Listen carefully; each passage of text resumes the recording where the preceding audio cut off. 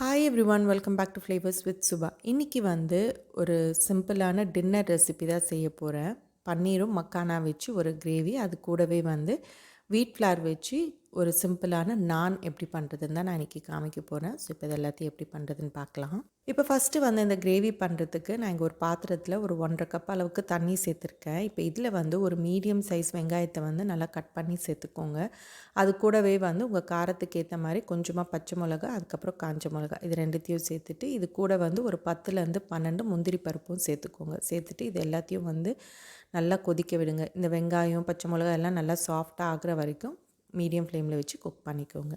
இப்போ நெக்ஸ்ட்டு நான் இங்கே ஒரு பவுலில் 2 கப் அளவுக்கு கோதுமை மாவு சேர்த்துக்கிறேன். 1/2 கப்பு மைதா மாவு சேர்த்துக்கிறேன். உங்களுக்கு வேணும்னா நீங்கள் ஃபுல்லாக கோதுமையில் கூட செய்யலாம். பட் கொஞ்சமாக மைதா மாவு சேர்த்தோன்னா நம்மளுக்கு நான் நல்லா சாஃப்டாக கிடைக்கும். இப்போ இந்த மாவில் கொஞ்சமாக உப்பு சேர்த்துக்கோங்க. அது கூடவே கொஞ்சமாக பவுடர் சுகர் சேர்த்துக்கோங்க. சுகரை மிக்சியில் நல்லா அரைச்சிட்டு ஒரு டேபிள் ஸ்பூன் அளவுக்கு இதில் சேர்த்துக்கோங்க.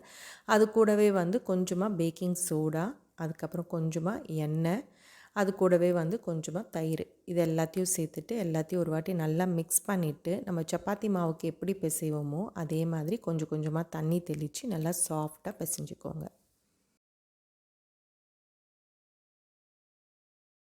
இப்போ இதுவே நீங்கள் ஃபுல்லாக கோதுமை மாவு வச்சு செய்கிறீங்க அப்படின்னா, அது கொஞ்சம் நேரம் கழித்து சாப்பிட்டாலோ இல்லை லஞ்ச் பாக்ஸ்க்கு எடுத்துகிட்டு போனாலோ அது பார்த்தீங்கன்னா கொஞ்சம் ட்ரையாக இருக்கிற மாதிரி இருக்கும். இதுவே இதில் கொஞ்சமாக மைதா மாவு சேர்த்து நீங்கள் பண்ணிங்கன்னா, நீங்கள் லஞ்ச் பாக்ஸ் பேக் பண்ணிட்டு போனால் கூட உங்களுக்கு நல்லா அப்படியே சாஃப்டாக இருக்கும். இப்போ இந்த மாவு பார்த்தீங்கன்னா, இந்த அளவுக்கு நல்லா சாஃப்டாக பிசைஞ்சிட்டு, இப்போ இதுக்கு மேலே தட்டு போட்டு மூடி ஒரு மணி நேரத்துக்கு அப்படியே வச்சுடுங்க. உங்களுக்கு டைம் இல்லைன்னா அட்லீஸ்ட் ஒரு 1/2 மணி நேரத்துக்காவது அப்படியே மூடி போட்டு வச்சுடுங்க. இப்போ நெக்ஸ்ட்டு பார்த்தீங்கன்னா, நம்ம வேக வச்ச வெங்காயம், பச்சை மிளகா, முந்திரி பருப்பெல்லாம் நல்லா வெந்துடுச்சு. இப்போ இதில் இருக்கிற தண்ணியை ஒரு ஃபில்டரை வச்சு தண்ணியை மட்டும் ஃபில்டர் பண்ணி எடுத்துக்கோங்க. இப்போ இந்த வெங்காயம் நல்லா ஆறின பிறகு இதில் ஒரு சின்ன துண்டு பட்டை, 2 ஏலக்காய், அதுக்கப்புறம் 2, 3 கிராம்பு, இது 3த்தையும் சேர்த்துட்டு நல்லா பேஸ்ட் மாதிரி நல்லா நைஸாக அரைச்சிக்கோங்க. தேவைப்பட்டால் நம்ம ஃபில்டர் பண்ண தண்ணியே இதில் கொஞ்சமாக சேர்த்து நல்லா பேஸ்ட் மாதிரி நைஸாக அரைச்சி எடுத்துக்கோங்க. இப்போ நெக்ஸ்ட்டு இந்த கிரேவி பண்ணுறதுக்கு நான் இங்கே ஒரு கடாயில் கொஞ்சமாக நெய் சேர்த்துக்கிறேன். உங்களுக்கு நெய் வேண்டான்னா நீங்கள் எண்ணெய் கூட சேர்த்துக்கலாம். இப்போ இதில் நான் கொஞ்சமாக பன்னீர் சேர்த்துக்கிறேன். பன்னீர் ரொம்ப கலர் மாறுற வரைக்கும் ஃப்ரை பண்ண தேவையில்ல. கொஞ்சம் லைட்டாக ஃப்ரை பண்ணாவே போதும். இப்போ இந்த பன்னீரை இந்த நெய்யில் கொஞ்சம் நேரத்துக்கு ஃப்ரை பண்ணி தனியாக எடுத்து வச்சுக்கோங்க.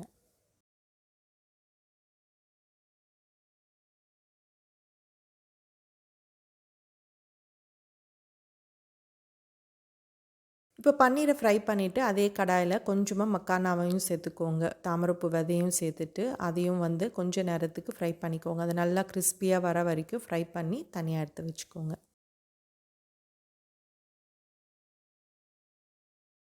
இப்போ பன்னீரையும் மக்கானாவையும் ஃப்ரை பண்ணி எடுத்துட்டு அதே கடாயில் இன்னும் கொஞ்சமாக நெய் சேர்த்துக்கோங்க. நெய் கொஞ்சம் சூடானவுடனே அதில் கொஞ்சமாக ஜீரகம் சேர்த்துக்கோங்க. ஜீரகம் நல்லா பொரிஞ்சவுடனே அதில் நல்லா பொடிசாக நறுக்கின இஞ்சி பூண்டு சேர்த்துக்கிறேன். உங்கள்கிட்ட இஞ்சி பூண்டு பேஸ்ட் இருந்தால் கூட நீங்கள் இதில் சேர்த்துக்கலாம். இப்போ இதோட பச்சை வாசனை போகிற வரைக்கும் கொஞ்சம் நேரத்துக்கு ஃப்ரை பண்ணிக்கோங்க.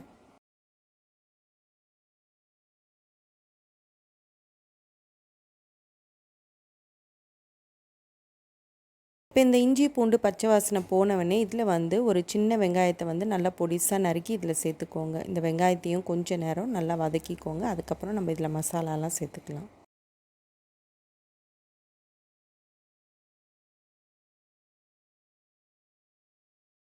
இப்போ இந்த வெங்காயம் கொஞ்சம் வதங்கினவனே இப்போ இதில் நான் கொஞ்சமாக ஜீரகத்தூள் சேர்த்துக்கிறேன். அது கூடவே கலருக்காக கொஞ்சமாக காஷ்மீரி மிளகாய் தூள், அதுக்கப்புறம் கொஞ்சமாக கரம் மசாலா, மஞ்சள் தூள், அதுக்கப்புறம் கொஞ்சமாக தனியாத்தூள், இது கூடவே இந்த கிரேவிக்கு தேவையான அளவுக்கு உப்பையும் சேர்த்துட்டு எல்லாத்தையும் ஒரு வாட்டி நல்லா மிக்ஸ் பண்ணிக்கோங்க. இந்த மசாலா ஃப்ரை பண்ணும்போது உங்களுக்கு கீழே அடி பிடிக்கிற மாதிரி இருந்ததுன்னா கொஞ்சமாக தண்ணி சேர்த்து கூட இந்த மசாலாவை கொஞ்சம் நேரத்துக்கு குக் பண்ணிக்கோங்க.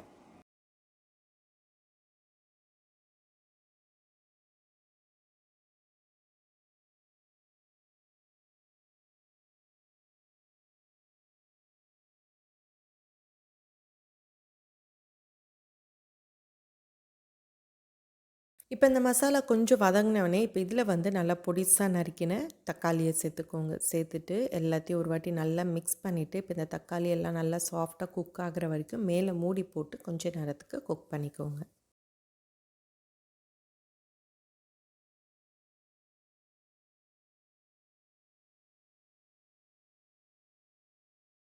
இப்போ பார்த்தீங்கன்னா, தக்காளி வந்து நல்லா சாஃப்ட்டா குக் ஆயிடுச்சு.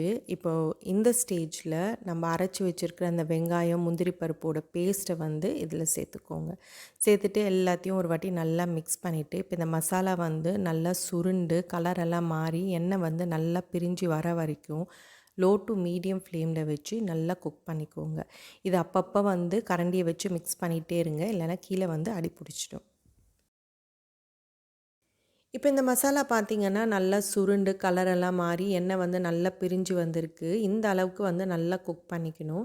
இப்போ இதில வந்து இந்த கிரேவிக்கு தேவையான அளவுக்கு தண்ணி சேர்த்துக்கோங்க. இந்த மிக்ஸியில அரைச்சதுலேயே வந்து நான் கொஞ்சமா தண்ணி சேர்த்து இதில சேர்த்துக்கிறேன்.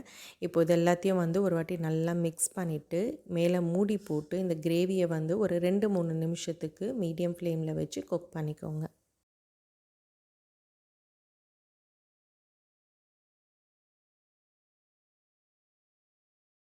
இப்போ இந்த கிரேவி வந்து ஒரு 2, 3 நிமிஷமா நல்லா குக் ஆயின்ருக்குது. இப்போ இந்த ஸ்டேஜ்ல நம்ம ஃப்ரை பண்ணி வச்சிருக்கிற மக்கானா, அதுக்கப்புறம் பன்னீர் இது 2த்தையும் வந்து இந்த கிரேவில சேர்த்துக்கோங்க.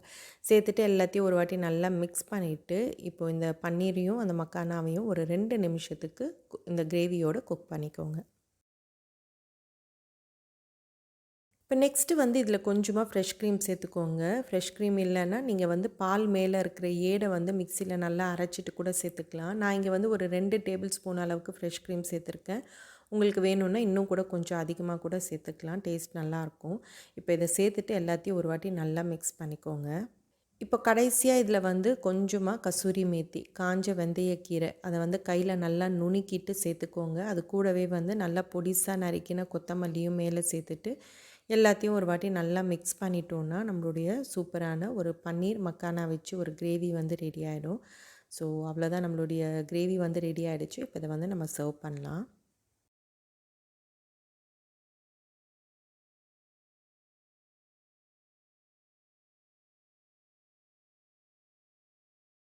ஸோ அவ்வளோதான் நம்மளுடைய சூப்பரான மக்கானா பன்னீர் வச்சு ஒரு கிரேவி வந்து ரெடி ஆகிடுச்சு. இந்த கிரேவி வந்து நீங்கள் சப்பாத்தி, நான், பூரி, ரோட்டி அதுக்கப்புறம் ஏதாவது புலாவ் ஏதாவது பண்ணுறதா இருந்தால் கூட அதுக்கு சைட் டிஷ்ஷாக வச்சு சாப்பிட்டா கூட சூப்பராக இருக்கும். ஸோ இப்போ நெக்ஸ்ட்டு வந்து நம்ம நான் எப்படி பண்ணுறதுன்னு பார்க்கலாம். இப்போ மாவு பார்த்தீங்கன்னா 1 மணி நேரமா நல்லா ஊறின்னு இருக்குது. மாவும் நல்லா சாஃப்ட்டா இருக்குது. இப்போ இது ஒரு வாட்டி லைட்டா மிக்ஸ் பண்ணிக்கோங்க. மிக்ஸ் பண்ணிவிட்டு இப்போ இதிலேருந்து ஒரு மீடியம் சைஸ் அளவுக்கு மாவு எடுத்து சின்ன சின்ன உருண்டையா செஞ்சு வச்சுக்கோங்க. இப்போ ஒரு உருண்டைய எடுத்து நம்ம சப்பாத்திக்கு எப்படி உருட்டுறோமோ, அதே மாதிரி ஒரு மீடியம் சைஸ் ரவுண்டில வந்து உருட்டிக்கோங்க. இத ரவுண்டா உருட்டிட்டு, இப்ப நடுவுல வந்து கொஞ்சமா ஆயில வந்து நல்லா பிரஷ் பண்ணிக்கோங்க. பிரஷ் பண்ணிட்டு, நம்ம உள்ள ஸ்டஃபிங் வச்சா எப்படி க்ளோஸ் பண்ணுவோமோ, அதே மாதிரி நல்லா மடிச்சு எல்லா சைடையும் நல்லா மடிச்சு, ஃபுல்லா வந்து க்ளோஸ் பண்ணிடுங்க. க்ளோஸ் பண்ணிவிட்டு மறுபடியும் இது வந்து நம்ம சப்பாத்திக்கு எப்படி உருட்டுறோமோ அதே மாதிரி ரவுண்ட் ஷேப்பில் ஒரு மீடியம் சைஸில் உருட்டிக்கோங்க. இது வந்து சப்பாத்தி மாதிரி நல்லா பெருசாக இருக்கக்கூடாது, ரொம்ப தின்னாகவும் இருக்கக்கூடாது, ரொம்ப திக்காகவும் இருக்கக்கூடாது. ஒரு மீடியம் சைஸில் வந்து அதை உருட்டிக்கோங்க.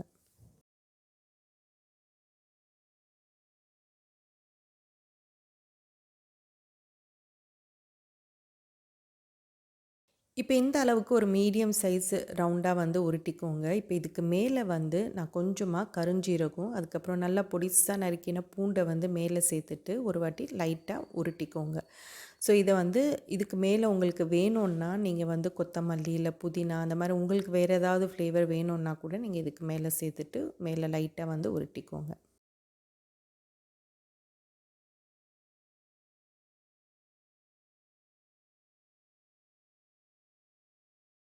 இப்ப நெக்ஸ்ட்டு வந்து நான் இங்க ஒரு சப்பாத்தி கல்ல வந்து நல்லா சூடு பண்ணி வச்சிருக்கேன். இப்ப இதுல வந்து கொஞ்சமா எண்ணெய் சேர்த்துக்கோங்க. சேர்த்துட்டு நம்ம செஞ்சு வச்சிருக்கிற அந்த நான வந்து இந்த தவால சேர்த்துக்கோங்க. சேர்த்துட்டு 2 சைடும் நல்லா கோல்டன் ப்ரவுன் கலர் வர வரைக்கும் நல்லா நெய்யோ, இல்ல எண்ணெயோ விட்டு நல்லா 2 சைடும் ஃப்ரை பண்ணி எடுத்துக்கோங்க. ஸோ இதே மாதிரி மற்றது எல்லாத்தையுமே ரெடி பண்ணிக்கலாம். இந்த நான் பார்த்தீங்கன்னா, நீங்கள் வெறுமனே சாப்பிட்றதுக்கு கூட ரொம்ப நல்லாயிருக்கும். இது வந்து நீங்கள் லஞ்ச் பாக்ஸ்க்கெல்லாம் பேக் பண்ணி கொடுத்தீங்கன்னா, பசங்க விரும்பி சாப்பிடுவாங்க. அதே டைமில் லஞ்ச் பாக்ஸ்க்கு சாப்பிடும்போதும் அது வந்து நல்லா சாஃப்டாகவே இருக்கும். ஸோ இதே மாதிரி நீங்களும் வீட்டில் செஞ்சு பாருங்கள். ஸோ இந்த மாதிரி நல்லா 2 சைடும் நெய்யோ எண்ணெயோ விட்டு நல்லா டார்க் ஸ்பாட்ஸ் வரா மாதிரி நல்லா ஃப்ரை பண்ணி எடுத்துக்கோங்க. ஸோ அவ்வளோதான், நம்மளுடைய சூப்பரான ஒரு ஹெல்த்தியான ஹோல் வீட் ஃப்ளார் வச்சு ஒரு சிம்பிளான நான் வந்து ரெடி ஆகிடுச்சு. இது வந்து நீங்கள் வேறு எந்த கிரேவியோடு வச்சு சாப்பிட்டாலும் சூப்பராக இருக்கும். ஸோ இந்த ரெசிபி வந்து இந்த மக்கானா பன்னீர் கிரேவியும் இந்த நானும் வந்து நீங்கள் யாராவது கெஸ்ட்டு வராங்கன்னா கூட, அவங்களுக்கு ஏதாவது டின்னர் பிளான் பண்ணுறீங்கன்னா கூட அந்த டைமில் கூட இந்த ரெசிபியை நீங்கள் ட்ரை பண்ணலாம். ரொம்ப ரொம்ப நல்லாயிருக்கும். லஞ்ச் பாக்ஸ்க்கும் ரொம்ப சூப்பராக இருக்கும். ஸோ இதே மாதிரி நீங்களும் வீட்டில் ட்ரை பண்ணி பாருங்கள். ஸோ இதோட இந்த வீடியோ முடியுது. நெக்ஸ்ட் வேறு ஒரு இன்ட்ரெஸ்டிங்கான வீடியோவோட உங்களை பார்க்குறேன். என்னோடய வீடியோஸ் எல்லாம் உங்களுக்கு பிடிச்சிருந்ததுன்னா மறக்காமல் ப்ளீஸ் ஃப்ளேவர்ஸ் வித் சுபாக்கு சப்ஸ்கிரைப் பண்ணுங்கள், ஷேர் பண்ணுங்கள் அண்ட் பெல் ஐக்கானையும் ப்ரெஸ் பண்ணி வச்சுக்கோங்க. தேங்க்யூ.